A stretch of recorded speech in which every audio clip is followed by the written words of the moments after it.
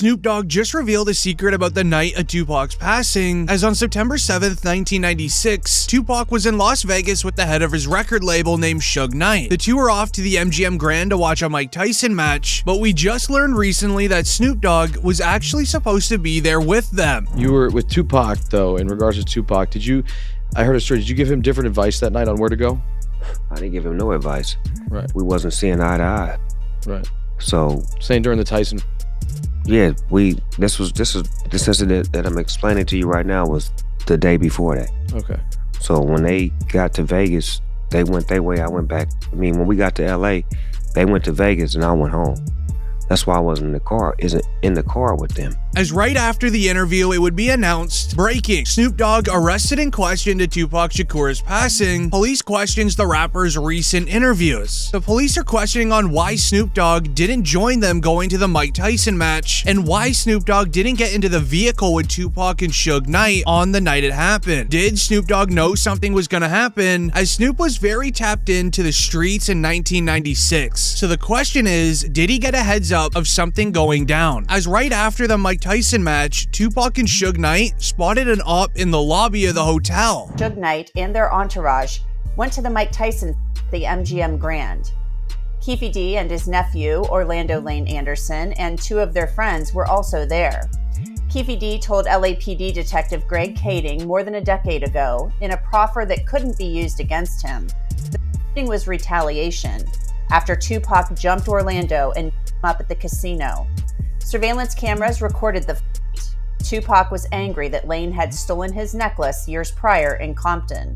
Tupac, Suge Knight, and the entourage left the casino quickly. As security would break up the altercation between Tupac, Suge Knight, and the ops, leaving Tupac and Suge to go back to their hotel to change. Then around 11 p.m., the two would begin driving over to the club. However, things would go down right in the middle of the street. Knew about Tupac's concert at the Club 662. Members, including Orlando and Keefe D, jumped in their white Cadillac and started cruising the strip looking for the offender. Before long, they finally spotted Tupac's caravan.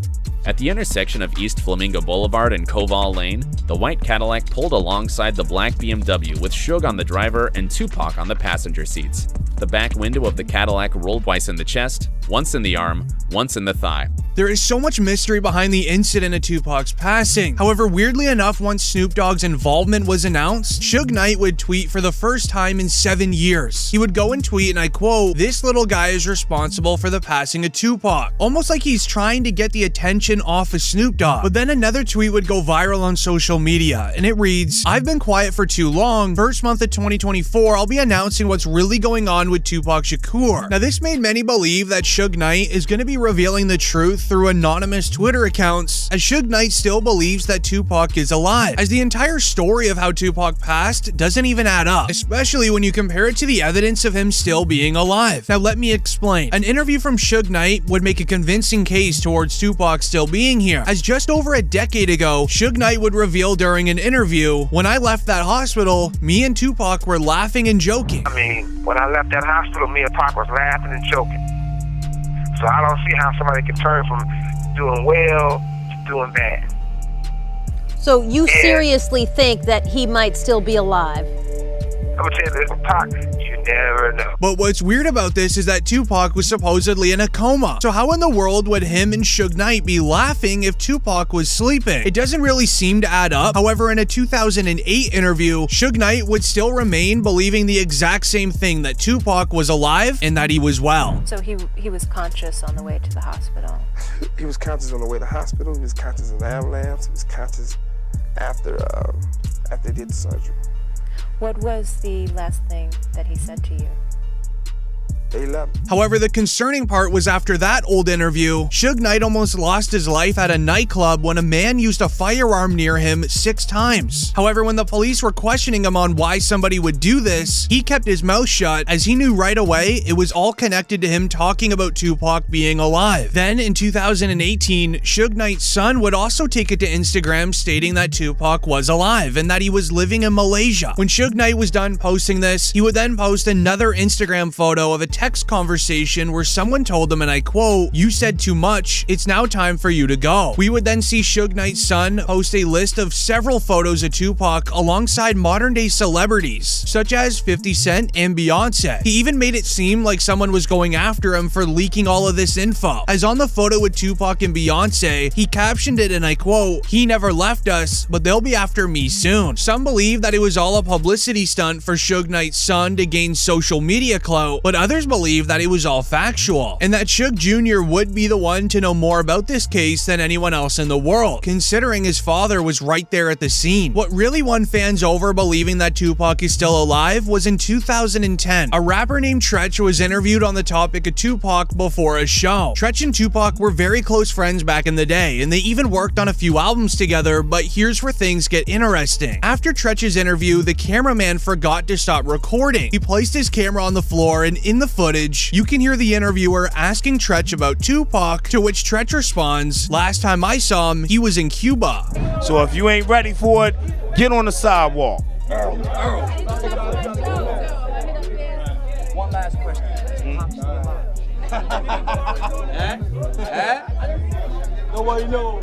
Y'all good? Yeah, we good. Thanks a lot, man. We good. Last time I saw him, he was in Cuba. Then only 3 weeks later, a video was released on a news website showing Tupac supposedly chilling in a parking lot in Cuba. Look, zoom in. That's Pac, man. He was the outlaw. And Reg from Holla Back is trying to be friendly and get autographs. Holla Back exclusive, baby. Holla Back. As when you connect all of this evidence to the new police report of how Tupac allegedly passed, you can actually see the truth for yourself. As very recently, the police just arrested a man named Keefe D in connection to the crime. For 27 years, the family of Tupac Shakur has been waiting for justice. We are here today to announce the arrest of 60-year-old Dwayne Keith Davis, aka Keefe D, of Tupac Shakur. Davis was arrested this morning by my LVMPD criminal apprehension team, and this investigation started on the night of September 7th, 1996. It has taken countless hours, really decades, of work by the men and women of our section to get to where we are today. As the police were investigating a concerning interview by Keefe D on DJ Vlad's show. During the interview, it actually begins with Keefe D detailing the moments of finding Tupac and pulling up on him. And Bubble Up was a driver, and Baby Lane and Freaky were in the back seat. We were just all in the car together. Just say that. This was the white Cadillac. Yeah. So you guys are driving around, and then you hear these girls say, "Tupac, Tupac." Got to the light. He was gonna go drink, and he happened to be hanging out the window. He's hanging out the window like he was in a parade. Tupac. Yeah, he was. So what happens next? You said that as you're driving up towards the BMW, with Suge driving and Tupac in the passenger seat. This was a very wild claim to make during an interview. DJ Vlad would want some sort of proof that this is actually real. So Keefe D would end up revealing a never-before-seen police interrogation on the night of the crime. Lane starts you say Suge looks over, he sees you? Yeah. He looks right at you? Yeah, he's looking at me. Okay. When he looks over at you, and then, Tupac's busy getting evidently, the story is Tupac's trying to either get out of the back seat or something. Yeah, what do you see happening inside of their car? I seen him going Suge head. I thought he was. So Orlando across Dre?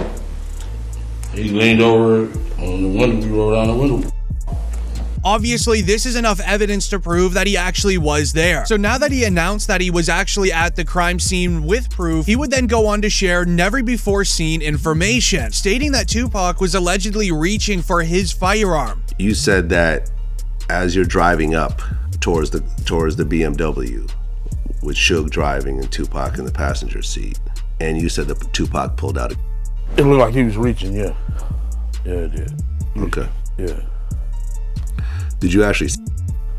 No, once he got the reaching, I got the ducking. So someone from your car, that's what happened, started at Tupac and Suge. He would also then go on to share his honest reaction to Tupac's passing, and he would also share his true emotions. Yeah, I hate that happened, dog. I really do, man. Cause it took a lot of people's lives, dude. Hate shit happen. Promise to God. I feel they should, that was wrong, man.